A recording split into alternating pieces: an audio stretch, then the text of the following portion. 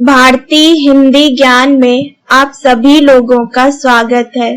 आज के इस वीडियो में हम लोग मैथिली शरण गुप्त की रचना साकेत से संबंधित एक प्रश्न उत्तर को पढ़ेंगे।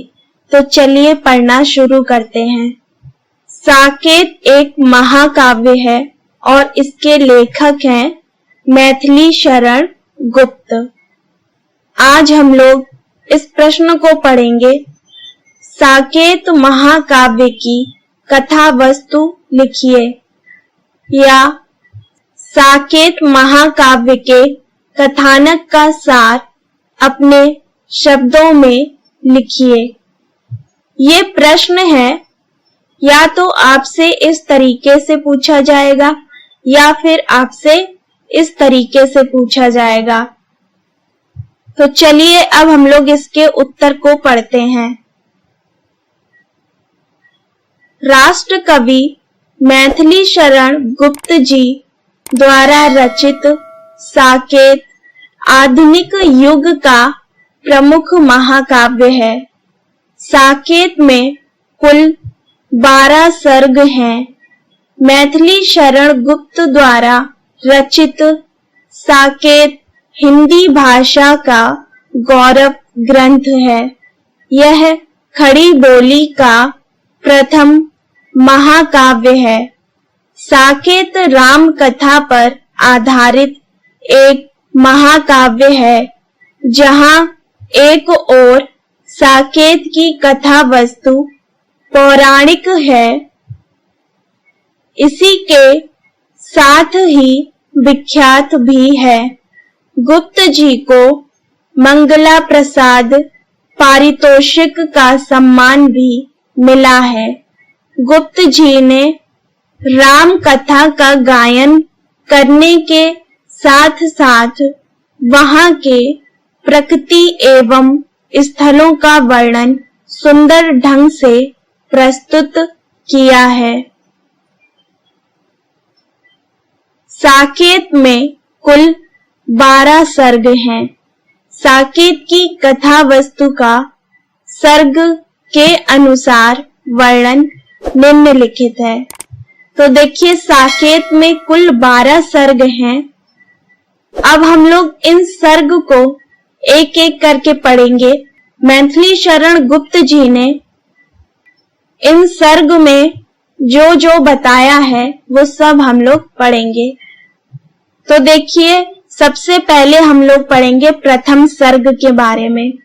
प्रथम सर्ग में मैथिली शरण गुप्त जी ने साकेत के प्रथम सर्ग में देवी शारदा की स्तुति से आरंभ किया है। कवि ने साकेत नगरी की सुंदरता का वर्णन किया है।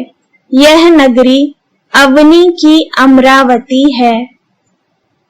यहाँ इंद्र के समान दशरथ का शासन है। राजा और प्रजा का पारस्परिक संबंध सद्भाव का है। राजा के पुत्र राम, लक्ष्मण, भरत, शत्रुघ्न हैं। अब उनकी एकमात्र अभिलाषा है श्री राम जी के राज्य अभिषेक की है। सुबह का आरंभ होता है। राजप्रसाद में अरुण वस्त्रों को धारण किए हुए उर्मिला खड़ी है। तभी लक्ष्मण वहां आते हैं और तरुण दंपति के मध्य हास्य परिहास्यमय वार्ता चलने लगती है। लक्ष्मण उर्मिला को राम राज्याभिषेक की सूचना देते हैं। प्रथम सर्ग के इस सुखी दाम्पत्य जीवन का चित्रण हमें देखने को मिलता है। उर्मिला के चरित्र का यह पहलू हमें आधुनिक नारी से परिचित कराता है।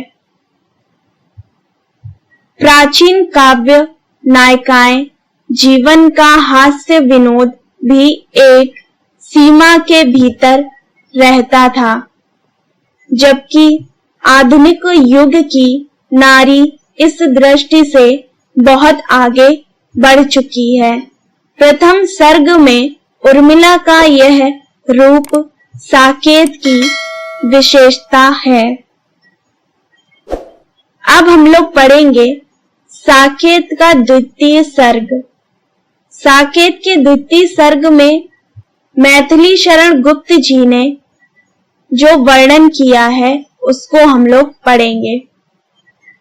द्वितीय सर्ग में मंथरा कैकेयी का प्रसंग एवं राजा दशरथ के वरदान की कथा का वर्णन किया गया है। राम के राज्याभिषेक अवसर पर दासी मंथरा को चिंतित देख कैकेयी कारण पूछती है। दासी कहती है कि भरत की अनुपस्थिति में राम का अभिषेक यह सिद्ध करता है कि यह कोई राजनीतिक षड्यंत्र है जो कि आपकी सरलता के कारण रचा गया है। सुनकर कैकेयी को क्रोध आया और दासी को फटकार कर भगा दिया, परंतु मंथरा के जाने पर भी उसके यह शब्द कैकेयी के मानस से हटते नहीं। भरत से सुत पर भी संदेह, बुलाया तक न उसे जो गेह। कैकेयी को बहुत क्रोध आता है और दशरथ के वहां आने पर वह उनसे राम के 14 वर्षों के वनवास एवं भरत के राज्याभिषेक की मांग करती है। राजा को विवशता पूर्वक कैकेयी के वचन को पूरा करना पड़ता है।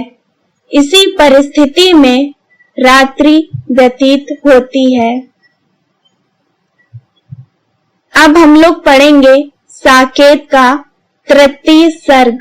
गुप्त जी ने तृतीय सर्ग में बताया है कि प्राण प्रिया उर्मिला से विदा लेकर लक्ष्मण राम के समीप जाते हैं और तब दोनों भाई पिता की वंदना के लिए चलते हैं।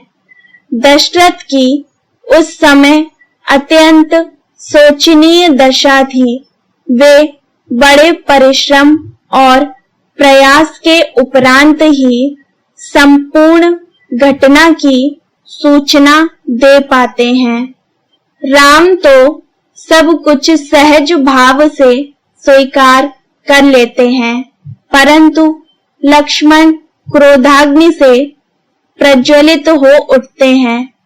राम बड़ी कठिनाई से उन्हें शांत कर पाते हैं। लक्ष्मण का क्रोध शांत हो जाता है, परंतु राम के साथ वन जाने का उनका दृढ़ निश्चय नहीं टूटता। राम और लक्ष्मण पिता को अपने सामने मूर्छित और कातर होता देख वहां से चले जाते हैं। अब हम लोग पढ़ेंगे साकेत का चतुर्थ सर्ग। मैथिली शरण गुप्त जी ने चतुर्थ सर्ग में बताया है कि करुणा की मूर्ति कौशल्या और सीता के देवाचन की तैयारियां से इस सर्ग की शुरुआत होती है। तभी राम और लक्ष्मण वहां आते हैं। राम जी मां को संपूर्ण समाचार से अवगत कराते हैं। कौशल्या को सहसा विश्वास नहीं होता है, परंतु लक्ष्मण का रुदन देख वे आशंकित हो उठती हैं। भरत के राज्यभार संभालने से उन्हें आपत्ति नहीं है, परंतु राम का निष्कासन बचाने को और राम की भीख मांगने को वे उद्यत हो जाती हैं। तभी सुमित्रा वहां प्रवेश करती हैं और भीख मांगने की बात को अनुचित समझ क्रोध से उबल पड़ती हैं। राम उन्हें शांत करते हैं। सीता वन में स्वर्ग रचाने की कल्पना करने लगती है। लक्ष्मण दोनों माताओं से राम के साथ वन जाने की आज्ञा प्राप्त करते हैं। इसके उपरांत वल्कर वस्त्र आते हैं। सीता उन्हें लेने को जो ही हाथ बढ़ाती है, कौशल्या बिलख पड़ती है। राम भी बहुत कुछ समझाते हैं, परंतु सीता मानती नहीं। जब लक्ष्मण जी उर्मिला को छोड़कर जा रहे होते हैं, उस समय उर्मिला की दशा अत्यंत दयनीय होती है। कर्तव्य की गुरुता मनुष्य को महान बना देती है। उर्मिला देखती है कि सीता राम के साथ वाद विवाद करके जीत गई। अपने साथ चलने की अनुमति मिल गई। उर्मिला भी नारी धर्म से परिचित है। उर्मिला भी लक्ष्मण जी के साथ जाना चाहती थी, परंतु पति की भाई भक्ति में और कर्तव्य भावना में वह बाधा क्यों बने। इस प्रकार उर्मिला विवश भाव से सारी परिस्थितियों को स्वीकार कर लेती है, किंतु उसके हृदय में उमड़ता तूफान उसे संभलने नहीं देता। वह हाय कहकर गिर पड़ती है। अंत में राम, सीता, लक्ष्मण तीनों लोगों को माता कौशल्या वन गमन की अनुमति दे देती हैं। नेक्स्ट है साकेत का पंचम सर्ग। साकेत के पंचम सर्ग में राम, लक्ष्मण और सीता रथ पर चढ़कर वन की ओर जा रहे हैं। अश्रु पूरित नेत्रों से राज्यवासी पथ पर इधर उधर खड़े उन्हें विदाई देते हैं और कैकेयी के कुटिल कर्म की निंदा करते हैं। श्री राम जी उन्हें बार बार समझाकर वापस भेज देते हैं। रथ साकेत की सीमा पार करके तमसा किनारे पहुंचा। वहां से गोमती और फिर गंगा तक पहुंचा। निषाद राज ने उन्हें गंगा पार कराई। वहां से राम, लक्ष्मण और सीता प्रयाग तत्पश्चात चित्रकूट पहुंचे। वहां पर वनवासियों ने इनका स्वागत भी किया। लक्ष्मण ने वहां पर विश्राम करने के लिए एक कुटी बनाई। आज के इस वीडियो में हम लोगों ने साकेत के 5 सर्ग के बारे में पढ़ा है। इसके आगे के सर्ग के बारे में हम लोग नेक्स्ट वीडियो में पढ़ेंगे। ये वीडियो आप लोग को पसंद आया हो तो लाइक जरूर करिएगा, अपने सभी दोस्तों के साथ शेयर करिएगा। अगर आपने चैनल को सब्सक्राइब नहीं किया है तो सब्सक्राइब जरूर करें। बेल आइकन को भी प्रेस करें ताकि मेरी आने वाली सभी वीडियो का नोटिफिकेशन आप तक पहुंच सके। तो मिलते हैं नेक्स्ट वीडियो में, तब तक पढ़ते रहिए।